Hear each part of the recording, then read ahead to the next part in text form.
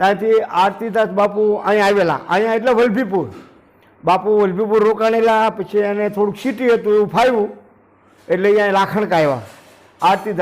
આરતીદાસ બાપુના દીકરા લક્ષ્મણદાસ બાપુ, અને લક્ષ્મણદાસ બાપુના દીકરા હીરાદાસ બાપુ, અને હીરાદાસ બાપુના દીકરા બજરંગદાસ બાપુ. અને બાપાનો ઇતિહાસ, બાપાએ આ જગ્યાએ બધું અહીં રહેલા. અને એ સમયની અંદર અમારે આપણે અયોધ્યાથી જમાયત આવી એ લાખણકા, અને જમાયતમાં 10-15 સાધુ હતા. અને અહીંયા રોકાણા, ગામની પાદર અઠવાડિયું રોકાણા. પછી એને એમ થયું કે બાપુની પાસે જાતા આવી, અને એ વખતે હીરાદાસ બાપુ આ ગામના મુખી હતા. અને સીતારામ બાપુ આવી અને કીધું બાપુને કે બાપુ ભેટ પૂંજા અમે લેવા આવ્યા છીએ, પણ તમે તો સાધુ છો, એમ આપણી પાસે શું લેવાનું હોય, પણ એક તમે વચન આપો એમ, તો એક વસ્તુ તમારી પાસે માગવું. એટલે